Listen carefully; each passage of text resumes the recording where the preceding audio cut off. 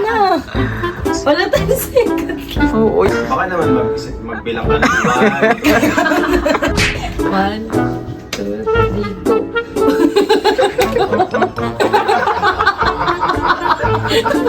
Basahin mo na lang. Tapos palabasin mo na silang dalawa. Yung din natin. Talaga. Go. Okay na.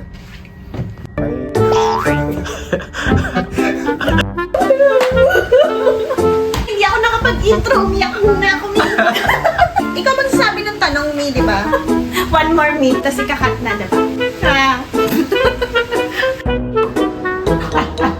Tissue, please. Magugulat ka na lang, sir. Makikita mo na yung email namin. May mga naka-attach na resume na rin.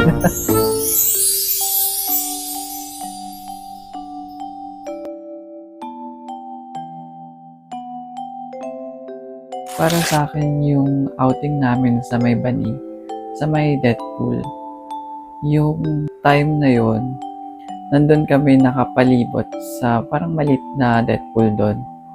Tapos, that time gusto ko ding lumangoy, tulad ng ginagawa ni Sir Ward. Kaso sobra akong kinakabahan at takot. Kasi nga medyo malalim yun, parang ang pag-free dive. Doon pumasok si Sir Ward, yung napapansin niya na parang gusto naming lumangoy. Doon niya kami minotivate, magkaroon kami ng courage. Kasi sobrang nakakaba talaga. Ang ending nun, parang ayaw na namin umahon sa tubig. Nabitin kami sa paglalangoy-langoy. Yun yung isa sa pinakatumatak sa akin na nagkaroon kami ng tapang para harapin yung takot namin. I think my memorable moment with Sir Ward is tuwing may salo-salo yung EMT kasi as a loner person lagi sa office, di ba? And everybody knows that. Then ko mas nakikita and nakakausap si Sir and nakikita ko kung gaano siya kabait, kasaya kasama, and ka-generous. Most memorable moment ko with Sir Ward is yung first time ko pong pumunta ng Pangasinan. First time ko sumama sa EMT outing. Nag-enjoy naman kasi talaga lahat ako kasi maraming activities na ginawa. And then yung tatalon ako dun sa galing sa bangka, malalim pala. Sabi ni Sir Ward, siya na lang ang hawak ng phone ko. Tapos pagtalon ko hanggang dito pala. So ayun. The most memorable moment ko po with Sir Ward is the moment po na nakilala po kita, Sir. Which is yung first day ko po sa work. In-introduce mo po sa mga teams and that's the most memorable po for me kasi hindi ko po in-expect na nung araw po na yun po pala yung araw na magkakaroon po ako ng makikilala ko po yung manager na may mabuting puso at napakagaan kasama sa work. My most memorable moment with Sir Ward was we went to the beach in Pangasinan, and during that time, it was all about fun and happiness. I saw Sir Ward in a different light, like a friend to all of us. Thank you, sir, for being such a kind and good manager to us.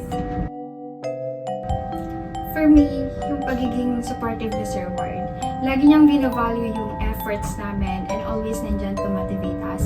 Isa din dun yung pagse-celebrate ng mga achievements, hindi nakakalimot si Sir. And isa din dun yung pag-asikaso ng mga digital ribbons na sobrang hands-on ni Sir. And tumatak din sa akin yung kamustahan ni Sir. So work man yan or outside work. And sobrang laking tulong nun na ma-motivate ako to work or for everyday. Nung nagpunta kami sa Ibaan, so masaya yon kasi spending time with Sir Edward is para siyang treasure sa amin. Kasi as a training team, minsan lang kami lumabas kasama yung mga kasama namin sa trabaho, si Judy, si Ruby, Sir Edward, and me. And napakasaya ng time na yun. So, hindi ko siya makakalimutan. Kaya, Sir Edward, thank you for sharing yung happiness and also yung kindness mo sa amin. Sobrang daming memorable experience ko kay Sir Ward. Siguro isa na dun yung every Christmas season, hindi niya nakakalimutan magbigay ng gifts sa team. Tapos, isa na dito yung earphone na hanggang ngayon nagagamit ko pa sa sound trip and meeting. Tapos, yung tumblers and yung payong. He really makes sure na magagamit ng team yung mga binibigay niyang gamit. My most memorable moments with Sir Ward, siguro yung every time may salo-salo. Kasi si Sir Ward, never niyang nakalimutan yung mga birthdays and anniversaries ng bawat isa. Kahit yung sa mga ABs. So, thank you for always remembering our birthdays and celebration and anniversaries po. Yung monthly nating salo-salo kasi he never forgets to celebrate birthdays, anniversaries, and even our small wins. Bonus na lang talaga, sir, yung pa-solid mong mocha cake. Siguro yung memorable experience ko kay Sir Ward, aside sa bakasyon or mga get-together, is yung interview niya sa akin nung bumalik ako sa bayan. Kasi sinabihan ako before nila Lauren na English speaking daw si Sir. So, nagsulat ako in English. Kinabisado ko yun without ChatGPT. Kinabisado ko yung English niya. Tapos, yung pala, nagtatagalog naman pala si Sir. So, yun. So, effort sa English. So, hindi ko talaga makakalimutan yun. Pero, overall, ng ano niya sa akin, interview niya online is positive kasi sobrang bait niya no first time ko rin siya makita kahit sa online lang. Yung pinaka-memorable po na memories ko kay Sir yung pag naglalaya po siya ng lunch out kasi doon nagsasama-sama po lahat nakapag-banding po. Akala ko foreigner si Sir Edward, kaya nung interview ko, naka-split screen ako. So yung kalahati is interview. Yung other half, yung kodigo ko naman. So, laban na laban ako sa English. After ko magsalita, nagtagalog si Sir Edward. Tapos, ang bilis lang nung interview. Tapos, nung first day ko, medyo nakakatakot si Sir Edward kasi ang laki niya. Pero, gentle giant naman pala si Sir. Most memorable ko yung sa Pangasinan, sa Deadpool. Yung samahan lang din nun, napaka-open. Basta hindi mo mafe-feel na, ikaw, hanggang dito ka lang. Basta ang open lang ni Sir Ward nun. Na-appreciate ko yun, yung sinishare niya yung buhay niya. Kasi hindi naman din lahat is komportable sabihin yung buhay niya noon. Maraming memorable memories with Sir Ward actually. Meron akong dalawang pinaka natatandaan ko. Siguro yung una, yung nagpunta na yung team natin sa Pangasinan. Sa experience ko kasi, first time ko talagang lumangoy ng may lakas ng loob that time. Kasi na-enjoy ko yung time na yun na tinuturuan kami ni Sir Ward lumangoy, tumawid dun sa may malalim na lugar. Just, ewan ko, pero nakaramdam ako ng encouragement or mas tumapang yung loob ko simula nung naturuan ako ng ganun. Yung mayroon kaming training outside sa Makati. So, ilang days din yun na nangyari. And yun yung hindi ko siya makakalimutan. Kasi trinitin kami niya yung training team. Sabay-sabay kami nun lagi, lalo pa uwi. Tapos, tawag ito, yung effort din talaga ni Sir Ward sa amin. My most memorable moment with Sir Ward siguro ay nung binago niya yung team. So, from helpless, naging best team in OSG. Tinuruan niya talaga kami na step by step kahit mahirap. At ang galing niya magpaliwanag at very patient siya. Kaya mas natuto talaga kami bilang team. Pero yung the first time you asked me the word, kamusta ka? The first time na nagkaroon din ng one-on-one with you as a manager ng team, you were one of the few persons that asked me that time, nung question na yon. Naramdaman ko yung intention, yung genuineness nung word or yung pagkakamusta mo sa akin as hindi lang siya bilang manager or coworker but as a person or as a friend. Na-feel ko na nagkikare ka talaga for us. For me, yun kasi yung start kung paano din ako nag-trust sa'yo as manager namin. Ako personally i-open sa'yo and mabibigyan mo kami ng advice na tama para dun sa sitwasyon. Most memorable, siguro top 2. Number 1 is yung pinakaunang-unang kamustahan. Ang daming na-open na realization sa akin after nung kamustahan namin na yun. Kasi nung time na yun talagang struggle kami ni Mom Yana nung time na yun. Doon pa lang sa unang kamustahan, parang ang dami na niyang naturo sa akin. And second is yung celebrations ng birthdays natin every month and yung celebrations ng small wins and progress ng everyone. Siya yung merong initiative para i-celebrate and i-honor and i-recognize yung hard work ng bawat isa. And feeling ko yun yung 2 most memorable moments with my wife.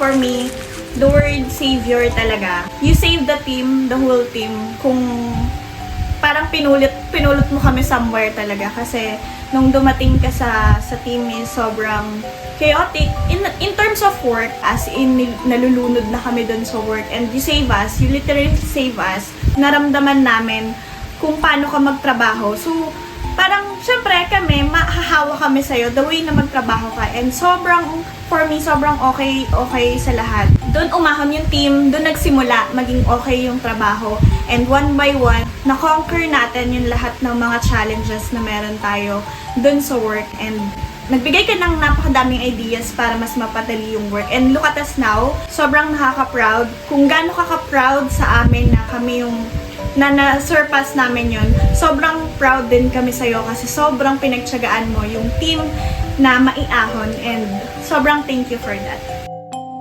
Insightful. Kasi hindi lang siya basta leader, no? Marunong siya umintindi ng tao at sitwasyon.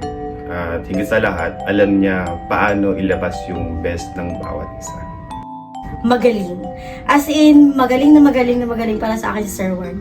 Para sa lahat ng bagay, naayos niya yung parang, kung may itatanong ka, kahit na bigla ang tanong, meron at meron siya masasagot.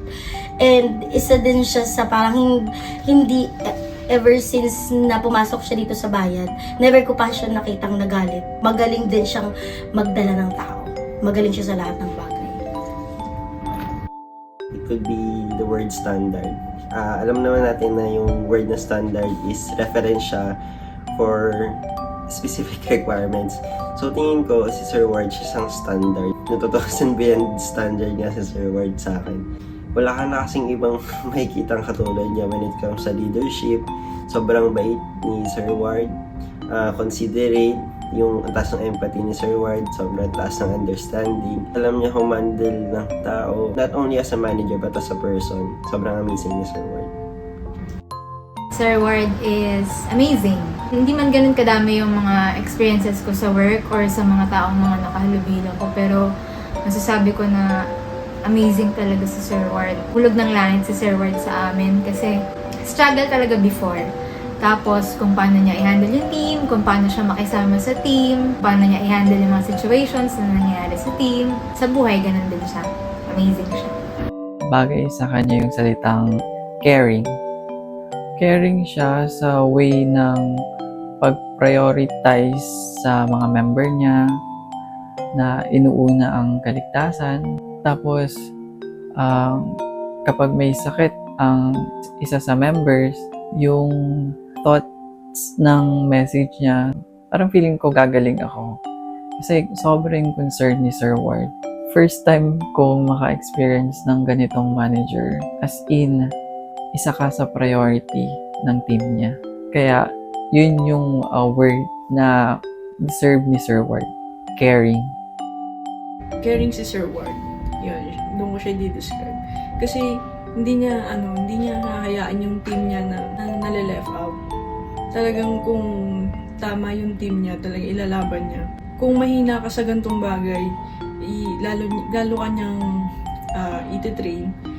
So, talagang hindi lilipas yung araw nang wala kang natututunan sa kanya. Lalo na itong yung LinkedIn, sobrang appreciate ko yun kasi hindi lahat ng manager ng company may ganon. So, sobrang caring lang din ni Sir Ward. Powerhouse. Yan. For me, powerhouse si Sir Edward. Kasi never siya nauubusan ng drive and motivation. So, yung mga tao sa paligid niya, especially kaming nasa team, grabe yung energy. So, dahil din kay Sir Edward, natulungan niya kami to achieve excellence. Ayan, kahit na diverse yung group. So, may kanya-kanya kaming mga achievements based sa expertise namin. Yan, dahil din kay Sir Edward kasi lagi niya kaming gina-guide. And lagi siyang present sa amin. Leader, kasi lagi pong isinasaang-alang-alang ni Sir Ward yung safety ng team niya. Sir Ward in one word. Parang hindi siya in one word lang. Kasi lahat is magaling. Magaling na magaling na magaling. And the best boss na nakasama ko. Ilang siya pang work na bilang boss kasi meron din siyang care sa mga employees and staff niya. So, yun yung pinaka ko sa kanya. Madidescribe ko. Siguro para sa akin ay captain. Kasi hindi lang siya basta boss, kundi leader na marunong magtulak, magturo at magpatawa. Kaya kahit mahirap, enjoy pa rin yung biyahe. Salamat sa puso at saya na dala mo sa aming lahat. Si Sir Ward, he's like a shepherd po for me. Kasi he's not only guiding us but also empowering us. So, Sir Ward, thank you for leading us towards growth po. One word to describe Sir Ward is compassionate. Sobrang na-appreciate ko yung understanding and patience niya nung nagkaroon ako ng pagsubok. 2 months, nagkaroon ng sakit yung aso ko sa Hershey. Tapos, na-appreciate ko yung understanding niya, sir, sa pag-leave ko, tapos pag-work from home ko. Hindi maayos yung schedule ko ng 2 months. Pagpapasok ako, half day lang. Sobrang na-appreciate ko. At sa tingin ko, bihira lang ako makahanap ng ganong klaseng boss. Humble. Sir Edward is very down to earth. Talagang hindi mo makikita sa kanya yung pagiging mata pobre or mataas na tao. Talagang lahat kami ay belong. So, wala siyang pinipili kahit sino. Again, thank you Sir Edward for being humble sa amin. Napakalaking tulong nun kasi pwede po namin siyang i-adapt or pwede namin siyang i-share also sa ibang tao yung pagiging humble mo. So, Sir, thank you sa lahat-lahat. It's the word inspiring. Thank you, sir, because you don't just value the work we do, you value us as a people, and it inspires me every single day to grow and to do better at my work. Compassionate. Isa po talaga sa pinakahinahangaan ko sa inyo ay ang pagiging compassionate niyo pong leader. Ramdam po talaga namin na hindi lang po kayo basta boss, kundi isang taong may malasakit po and marunong makinig at tunay pong nagmamalasakit sa bawat isa sa amin. And nakaka-inspire po kayo din, sir, and we truly appreciate your heart and leadership. Inspiring siya. Very inspiring leader kasi kapag nakikita ko siya, parang ang gaan ng dating, parang napaka-respetadong tao. Tapos pag nagsasalita siya, marami kang matututunan. Since marami din naman siyang nasi-share talaga. Marami, yung sa training, marami siyang nasi-share na magagandang bagay. So, ayun. Flexible. Kasi parang walang hindi kayang gawin si sir. So, ang galing niya talaga sa lahat ng bagay.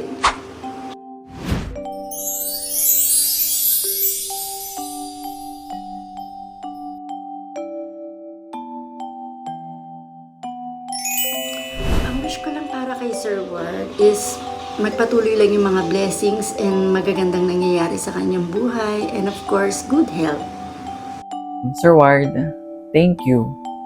Thank you kasi dumating ka sa team namin. Thank you kasi umahon muli ang EMT mula sa laylayan. Lahat nagbago nung dumating ka. Pwede ka bang huwag na lang umalis, sir? Ikaw yung plot twist ng EMT. Sana kasing solid ng team natin yung magiging team mo sa Cebuana. Magugulat ka na lang, sir. makikita mo na yung email namin. May mga naka-attach na resume na rin. Mamimiss ka namin, sir, yung pagiging totoong leader mo na hindi lang sa title, kundi sa karakteristik namin. Totoong leader talaga. Siguro, hindi goodbye, kundi see you around. Basta keep in touch lang, Sir Ward. Mamimiss namin ikaw. Thank you and we love you. Bye-bye. Tissue please! Unang-una, good health and happiness. Kasi sa lahat ng mabuting nagawa niyo sa amin, sa buong team, deserve niyo lahat ng happiness and blessings and opportunities gaya nito. Better life, better environment. Sana maging kasing gaan yung team mo kung paano tayo sa team natin, kung gano'n saya. Nanginginig na yung boses. Mamimiss ka namin, Sir Ward. Ako masasabi ko, bihira ako makamit ng tao na kagaya mo. Oh, grabe naman yan! Over sa iyak. Thank you, Sir Ward. Sobrang grateful kami sa lahat ng nagawa mo sa amin. In professional and personal aspects man yun. Hindi namin makakalimutan lahat ng naituro mo sa amin, Sir. Maraming salamat. Mahal ka namin, Sir. Wish you all the best. And God bless always. Medyo gasgas man yung term, pero I wish you all the best. You really deserve it. You always earned it. Sa lahat, you always give something best. Not just in work, but just being you. As a manager, or even as a friend. Syempre, may sadness na nararamdaman, lalo na sa emotional na kagaya ko. Nag-sink in na sa akin na aalis ka na. Oh my God, ito na! Hindi ko na kaya! I know you will go in a better place. And sobrang happy kami for you. Sana, hindi mo kami makalimutan. So yun, maraming salamat sa lahat ng naitulong mo sa amin and personally sa akin as a person. Sobrang laking help emotionally nung nabigay mo sa akin. Sobrang nagpapasalamat ako doon and hindi namin yun makakalimutan. And for me, you're the best manager that I encountered. Ikaw yung literally the best until the last end. Binigay mo yung best mo for us and thank you for that. See you around, Sir Ward. Thank you so much. We love you always. We always do. Thank you so much. My wish for Sir Ward is more success and happiness in life. Sana lagi siyang good health at patuloy na ma-appreciate for being genuine and understanding. Siguro yung una-una kong sasabihin kay Sir Ward is thank you. Thank you for being a very good or excellent manager. So parang sa buong buhay ko as an employee, siya talaga is magaling, maunaway. Parang lahat na gusto mo sa isang leader is nasa kanya. Ayun siya. And ang wish ko para kay Sir Ward is yun nga, healthy, fully healthy na siya.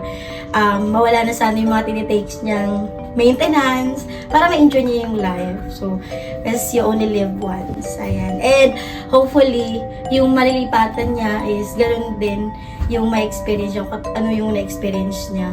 Mga mababait din at magagalit. Pero una-una sa lahat, yung stay healthy. And alam ko naman na yung mga ganyang bagay, alam na ni Sir Ward gawin sa sarili niya. Pero for me, gusto ko pa rin na maging healthy si Sir Ward, regardless kung nasan man siya. Thank you kay Sir Ward for making the whole team better. Nabago yung flow ng buhay ko nung dumating si Sir Ward. Hindi niyo po alam, Sir, you save us more than times, Kaya thank you so much po. Sobrang na-appreciate namin yan. And sana, Sir, sa mga susunod na buwan, susunod na araw, susunod na taon, magkita-kita pa rin tayo and stay connected sa isa't isa. Yun lang po. Ingat kayo palagi. Hi, Sir Ward. Marami po akong natutunan sa inyo. And wish ko lang po sana masagana ang buhay para sa inyo and live happy life po. Salamat sa lahat, Sir. Marami po akong natutunan sa inyo. Thank you. Ang message ko kay Sir, sana yung decision niya is maging sa pag-alis niya sa bayan and sa team na maging happy siya sa lilipatan niya. And sa bago niyang team, sana yung teamwork na ginawa natin sa EMT is ganun din yung maging approach sa kanya ng ibang, ng bago niyang team dun sa bagong company niya. And mag-coffee tayo, sir, soon sa coffee shop niyo. And then, see you soon, sir, and see you lagi sa mga future lakad natin. Sasama pa rin po kami. Thank you, Sir Ward, for the chance to work with an exceptional manager like you. Sobrang solid mo talaga, sir, at hindi ka namin makakalimutan. Good luck on your next journey and keep inspiring others to head in the direction. Salute, Captain. Wishing you more success, happiness, and blessings ahead. Sana lagi kang healthy at stress-free. Bye, sir. Hi Sir Ward, thank you sa lahat ng guidance and support po. We'll truly miss your leadership. Wishing you all the best sa new journey mo. And keep inspiring others like you inspired us po. Love you, sir. Sir Ward, maraming salamat sa lahat ng naitulong mo sa team. Mula sa basic training to intermediate training ng Excel. Lahat yun hindi namin makakalimutan. Maraming salamat, sir, sa yearly na activities natin and out of town trip natin. Maraming salamat sa lahat ng yan, sir, at hindi namin yun makakalimutan. Sobrang swerte na magiging next team mo, sir. Sana maging successful ka palalo at lahat ng dreams and gusto mong marating is maabot mo, sir. And more out of the country trips pa po. Sir Edward, ang wish ko, sana matupad lahat ng pangarap mo. Also, and gusto ko maabot mo yung lahat ng gusto mo sa buhay. And thank you again sa lahat-lahat ulit. Una sa lahat, gusto kong mag-thank you kasi dahil po sa'yo, mas naging solid yung team. Isa ka po sa malaking part ng growth ko. More blessings and opportunities to come. And keep inspiring others like how you inspire us. We will surely miss you and forever grateful na naging boss po kita. Hi, Sir Ward. I truly hope and wish that the universe grants you all the genuine goodness you deserve. And may your next chapter be filled with endless blessings, success, and happiness. Ang wish ko na lang po sa'yo, sir, is sana po maging masaya ka po sa pupuntahan mo, sa bago mong environment, and nawa po ay bigyan ka pa po ni Lord ng mahabang buhay po para makontinue mo pa po yung kindness mo. And sobra po ako nagpapasalamat na naging manager po kita. And thank you po sa lahat ng learnings, kasiyahan po na napagsamahan po natin. Thank you, sir. Bye-bye. So, ang wish ko kay Sir Ward, sana maging happy si Sir sa new journey niya at sana magkaroon siya ng good health and sana hindi mo kami makalimutan, Sir. Thank you sa lahat ng naituro mo. God bless. Hi, Edward. I just want to take this opportunity to sincerely thank you for all the help and support you have extended to your EMT training and quality team. You've consistently made each and everyone proud of what you have accomplished, and I know you will achieve a lot of things in your new job. I wish you nothing but continued success as you take on a department head role. And with the same grit and determination that you have exerted, I know you are remembering how you started from scratch here at Bayad. I'm confident that you'll even reach greater heights in your new environment. Once again, Edward, thank you and good luck. See you around. We will miss you, Sir Ward. Thank you for all the support and good times. Wishing you all the best. Bye! Dry your tears, 'cause when